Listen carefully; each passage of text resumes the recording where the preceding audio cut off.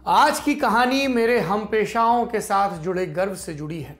पत्रकारिता मेरी पहचान का सबसे अहम हिस्सा।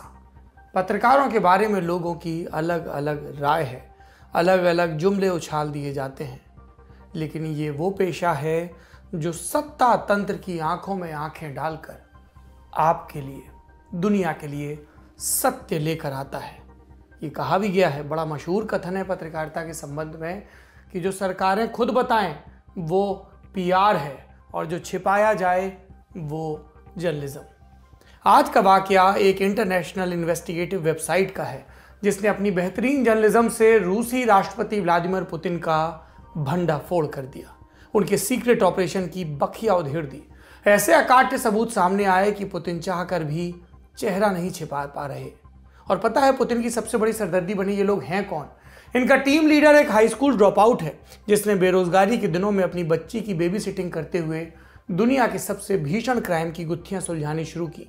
फिर ऐसे लोगों की टीम बनाई जो खुद ही इंटरनेट से सीख कर इतने बड़े खोजी पत्रकार बन गए कि CIA और MI6 जैसी खुफिया एजेंसियां उनकी रिपोर्ट्स फॉलो करती हैं। विस्तार से समझते हैं पूरा मामला। नमस्ते, मेरा नाम सौरभ द्विवेदी। ये है लल्लन टॉप का इंटरनेशनल न्यूज बुलेटिन दुनिया। Pakistan's Army Chief General Musharraf had already initiated intrusion. बात 17 जुलाई 2014 से शुरू होगी। मलेशियन एयरलाइंस फ्लाइट MH17 ये विमान एम्स्टर्डम से उड़कर कुआलालंपुर आ रहा था। इसमें 80 बच्चों समेत कुल 298 लोग थे। दोपहर के 1:20 का वक्त होगा। MH17 इस वक्त पूर्वी यूक्रेन के हवाई क्षेत्र में था। अचानक एयर ट्रैफिक कंट्रोल के साथ उसका संपर्क टूट गया। फिर खबर आई कि विमान क्रैश हो गया और उस पर सवार सभी 298 लोग मारे गए। क्यों क्रैश हुआ MH17? इसका जवाब है मिसाइल अटैक। एक मिसाइल ठीक इस विमान के ऊपर एक्सप्लोड हुई और उसकी वजह से प्लेन बीच हवा में 2 टुकड़े होकर जमीन पर गिर गया। पता चला कि जिस मिसाइल ने MH17 को गिराया उसे बुक नाम के एक रूसी मिसाइल सिस्टम से दागा गया था। यह भी पता चला कि इसके पीछे रूस समर्थित स्थानीय अलगाववादियों का हाथ था। इसे साबित करने के लिए यूक्रेनियन सिक्योरिटी सर्विस SBU ने कई फोन रिकॉर्डिंग सामने रखी, लेकिन रूस तब भी इस मामले में अपनी संलिप्तता से इनकार करता रहा। उसका कहना था कि जिन लोगों की फोन रिकॉर्डिंग्स रिलीज की गई हैं उनके साथ रूस का कोई संबंध नहीं। फिर सामने आई एक और रिपोर्ट। इसमें क्या था? यूं समझिए कि एक विस्तृत मानचित्र था। इसमें MH17 पर हुए हमले में शामिल तमाम लोगों की पहचान बताई गई थी, नाम, डेट ऑफ बर्थ, पता, नागरिकता और हमले के वक्त की उनकी लोकेशंस। साथ में यह भी कि वो किसके संपर्क में थे, फोन पर उनकी किससे क्या बात हुई। ऐसे ब्यौरे जिनके मुताबिक हमले का नेतृत्व व्लादिमीर इवानोविच ने किया था। कौन था ये आदमी? इसका पूरा नाम था कर्नल जनरल आंद्रे इवानोविच बुर्लाका। ये रूसी खुफिया एजेंसी FSB में एक बड़े ओहदे का अधिकारी था। न केवल FSB बल्कि रूस की मिलिट्री इंटेलिजेंस यूनिट GRU और खुद रूसी रक्षा मंत्रालय सीधे इस प्लेन पर मिसाइल दागने वाले ऑपरेशन में शामिल थे। ये रिपोर्ट इतनी सटीक और पुख्ता थी कि पुतिन प्रशासन इसे नकार ही नहीं पा रहा था। किसने तैयार किया था इस रिपोर्ट को, जो देशों की खुफिया एजेंसियों से भी आगे निकल गया? इसे तैयार किया था इन्वेस्टिगेटिव जर्नलिज्म वेबसाइट बेलिंगकैट ने। बेलिंगकैट का मोटा माटी हिंदी अनुवाद होगा बिल्ली के गले में घंटी बांधना, मतलब किसी खतरनाक चुनौती को पूरा करना। बेलिंगकैट ये वेबसाइट खोजी पत्रकारिता की फील्ड में मील का पत्थर है और इसकी शुरुआत की कहानी बेहद दिलचस्प। बात 2012 की है। उन दिनों सीरिया में गृह युद्ध चल रहा था, लेकिन इंटरनेशनल मीडिया इराक और अफगानिस्तान की तरह सीरियन सिविल वॉर को कवर नहीं कर रहा था। वजह थी जान का खतरा। वहां के तानाशाह बशर अल असद नहीं चाहते थे कि उनकी जातियों का कोई सबूत दुनिया के सामने आए, इसलिए उन्होंने इंटरनेशनल मीडिया को पूरी तरह बैन कर दिया था। कमेटी टू प्रोटेक्ट जर्नलिस्ट के मुताबिक पत्रकारों के लिए सबसे खतरनाक जगह बन गई थी सीरिया। वहां रिपोर्टिंग के लिए जाने का मतलब था जान से हाथ धोने की आशंका। सिविल वॉर शुरू होने के 2 साल के भीतर वहां 50 से ज्यादा पत्रकार मारे भी गए थे, यानी कि आशंका निर्मूल नहीं थी। इसके अलावा दर्जनों पत्रकार लापता थे।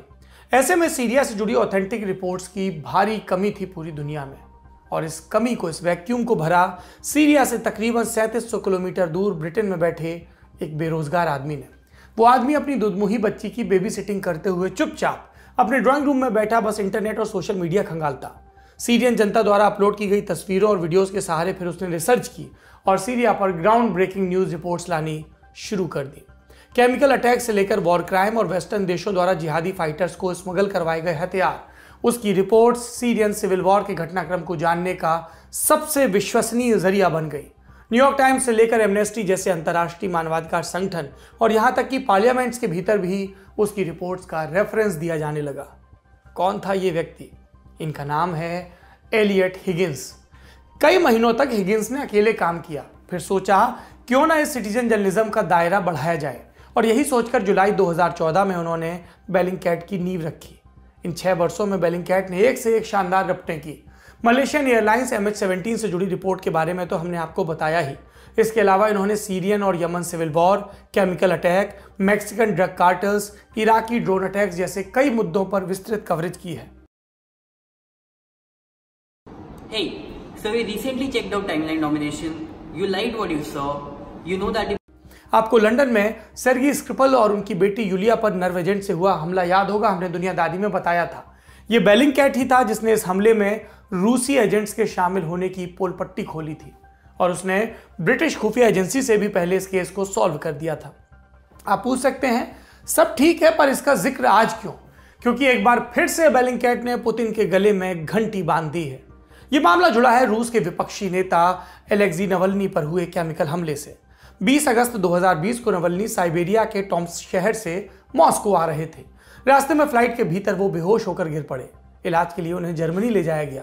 यहाँ जर्मनी की एक मिलिट्री लेबोरेटरी में हुई जांच से पता चला कि नवल्नी पर नोविचोक नाम के एक खतरनाक नर्व एजेंट से हमला किया गया था।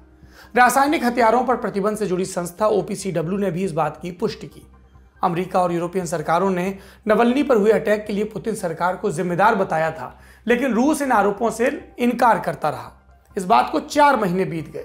इस बीच आरोप प्रत्यारोप खूब लगे, लेकिन मामला इससे आगे नहीं बढ़ पाया। दुनिया की किसी लॉ इन्फोर्समेंट एजेंसी ने नवल्नी के केस की जांच शुरू नहीं की। लेकिन फिर आई 14 दिसंबर 2020 की तारीख। इस रोज बेलिंगकैट ने नवल्नी पॉइजनिंग केस से जुड़ी एक रिपोर्ट पब्लिश की। इसमें साबित कर दिया गया कि रूसी खुफिया एजेंसी FSB ने ही इस पॉइजनिंग को अंजाम दिया। फोन और ट्रैवल डेटा के आधार पर बेलिंगकैट ने यह तक बता दिया कि FSB के कौन से एजेंट इस हमले में शामिल थे। ये बार बार FSB का जिक्र आ रहा है। सोवियत की खुफिया एजेंसी KGB का ये नया संस्करण है और इसकी एक शाखा है FSB क्रिमिनलिस्टिक्स इंस्टीट्यूट। ये सोवियत के दौर की विंग है। इसका एक और नाम है मिलिट्री यूनिट 34435। कागजी तौर पर इसका काम है रूस में हुई बड़ी आतंकी वारदातों की फॉरेंसिक जांच करना, लेकिन असलियत में ये यूनिट एक सीक्रेट प्रयोगशाला चलाती है। और इस लैब में बनता क्या है, ये जानने के लिए एक और किस्सा सुन लीजिए। आज किस्से पे किस्सा है। कोल्ड वॉर के दौर में बुल्गारिया के एक लेखक थे जियोर्जी मार्कोव। सोवियत के प्रभाव वाले बुल्गारिया को छोड़कर वो लंदन चले गए। यहां रहकर वो बुल्गारिया की जो कम्युनिस्ट सरकार थी उसकी आलोचना करने लगे। 1978 में एक रोज मार्कोव सड़क पर जा रहे थे। एक अजनबी बगल से गुजरा। उसने शरीर में मार्कोव के अपने छाते की नोक चुभो दी। फिर मार्कोव के खून में जहर फैल गया और उनकी मौत हो गई। जहर में डूबा वो छाता मिलिट्री यूनिट 34435 की उसी सीक्रेट लैब में तैयार किया गया था। और ये कहानी सामने आई 2018 में, जब ब्रिटिश अखबार गार्जियन ने KGB के एक पूर्व जनरल ओलेग कालगुन से बातचीत की। बेलिंगकैट वेबसाइट का दावा है कि नवल्नी पर हमला करने वाले लोग भी इसी यूनिट 34435 के एजेंट हैं। उसने फोन रिकॉर्ड्स और ट्रैवल डेटा के जरिए यह भी बताया कि नवल्नी पर हुए हमले का निर्देश सीधे क्रेमलिन से जारी हुआ था, यानी पुतिन सीधे इन्वॉल्व हैं। इस रिपोर्ट को दुनिया भर की मीडिया ने कैरी किया। रूस अब तक सबूतों की कमी का हवाला देकर नवल्नी केस की जांच से बचता आ रहा था, लेकिन बेलिंगकैट की रिपोर्ट के बाद उसकी स्थिति अजीबोगरीब हो गई। अब उसे खुद को बेगुनाह साबित करने और सफाई देने का जिम्मा है और ये सीधे पुतिन सरकार पर शिफ्ट हो गया है। क्या रूस ने इस रिपोर्ट पर कोई प्रतिक्रिया दी? सबसे पहले बयान आया रूसी विदेश मंत्री सेर्गी लावरोव का। 16 दिसंबर को लावरोव ने कहा कि बेलिंगकैट की रिपोर्ट पढ़कर उन्हें हंसी आई। उन्होंने इस रिपोर्ट को वेस्ट की साजिश बताया। कहा कि अमेरिका और यूरोपियन सरकारों में नैतिकता नहीं बची। लावरोव द्वारा की गई आलोचना का आधार बेलिंगकैट द्वारा डेटा हासिल करने के तरीके में निहित है। बेलिंगकैट ने हमेशा की तरह इस केस में भी इंटरनेट पर मौजूद ओपन डेटा सोर्सेज का इस्तेमाल किया। साथ ही उसने पब्लिक डेटा चुराकर बेचने वाले रूसी ब्लैक मार्केटर्स को पैसा दिया और जानकारियां हासिल की। ये ब्लैक मार्केट से डेटा खरीदने का खुलासा खुद बेलिंगकैट ने किया। उनका तर्क है कि हाँ, हमने डेटा खरीदा, लेकिन इसके लिए हम नहीं, रूस में काबिज करप्शन जिम्मेदार है। वहां थोड़े से पैसे देकर आप बैंक, टेलीकॉम, एविएशन से लेकर सरकारी एजेंसियों से जुड़ी हर तरह की जानकारी खरीद सकते हैं। बेलिंगकैट के मुताबिक उन्होंने इस करप्शन को अपने सोर्स की तरह इस्तेमाल किया। बेलिंगकैट की इसी मेथोलॉजी को बहाना बनाकर रूसी विदेश मंत्री ने इस रिपोर्ट को अनैतिक साबित करने की कोशिश की। विदेश मंत्री के बयान के बाद पुतिन का भी बयान आया। वो हर साल एक सालाना प्रेस कॉन्फ्रेंस करते हैं। 17 दिसंबर यानी कि बीते रोज पुतिन यही प्रेस कॉन्फ्रेंस कर रहे थे। इसमें उनसे बेलिंगकैट वाली रिपोर्ट पर भी सवाल पूछा गया। उनका जवाब क्या था? अगर एफएसबी नवल्नी को मारना चाहता तो वो बच नहीं पाते। एग्जैक्ट बताते हैं शब्द। जर्मनी के अस्पताल में वो जो मरीज भर्ती है उसको CIA से मदद मिलती है। ऐसे में तो हमारी स्पेशल सर्विसेज को उस पर नजर रखनी ही चाहिए, लेकिन इसका मतलब ये नहीं कि उसे जहर दिया जाए। उसकी जरूरत वैसे भी है किसे? अगर हमारे एजेंट सच में उसको मारना चाहते तो उन्होंने ये कर लिया होता। आपको एक दिलचस्प बात बताऊं, पुतिन कभी नवल्नी का नाम नहीं लेते, अपने विरोधी का, राजनीतिक विरोधी का नाम नहीं लेते। सार्वजनिक तौर पर पुतिन ने आज तक नवल्नी को उनका नाम लेकर नहीं पुकारा। कभी जिक्र छिड़ा और नवल्नी के बारे में बोलना ही पड़ा तो पुतिन कभी उन्हें वो कहते, कभी दैट जेंटलमैन, कभी कुछ और। इस पर चुटकुले भी चलते हैं। लोग कहते हैं कि पुतिन के लिए नवल्नी ऐसे ही है जैसे हैरी पॉटर में लॉर्ड वोल्डेमॉर्ट था, वो जिसका कोई नाम नहीं लेता था। विषयांतर हो गया, मूल मुद्दे पर लौटते हैं। बेलिंगकैट रिपोर्ट पर पुतिन की जो बात है उसकी तुलना इंफॉर्मेशन वॉरफेयर से की गई। कहा गया कि इसके पीछे विदेशी खुफिया एजेंसियों का हाथ है। प्रेस कॉन्फ्रेंस में पुतिन से यह भी पूछा गया कि रूसी सिक्योरिटी अफसरों के पर्सनल डेटा के लीक होने के बारे में वो क्या सोचते हैं, और इस पर पुतिन का जवाब था, यह होता रहता है, हर जगह होता है, खुफिया एजेंसियां ऐसे ही काम करती हैं, मुझे तो इसमें कोई खास बात नहीं दिखती। नागरिकों के मन में अपने राजनीतिक नेतृत्व के प्रति शुबहा पैदा करने के मकसद से ये सारी जानकारियां डंप की जाती हैं।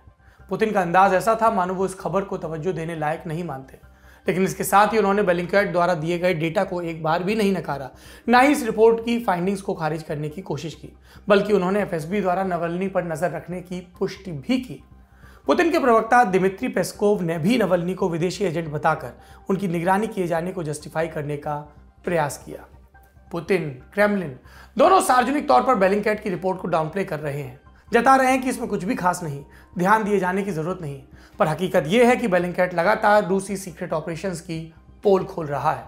अमेरिका और जर्मनी जैसे देशों ने नवल्नी पॉइजनिंग को लेकर रूस पर इल्जाम तो लगाए, पर कंक्रीट एक्शन नहीं ले पाए। कोई भी अंतर्राष्ट्रीय संस्था प्रतिबंधित केमिकल हथियारों के इस्तेमाल से जुड़ी इस घटना पर कार्रवाई नहीं कर पाई। ऐसे में कम से कम बेलिंगकैट जैसे संगठन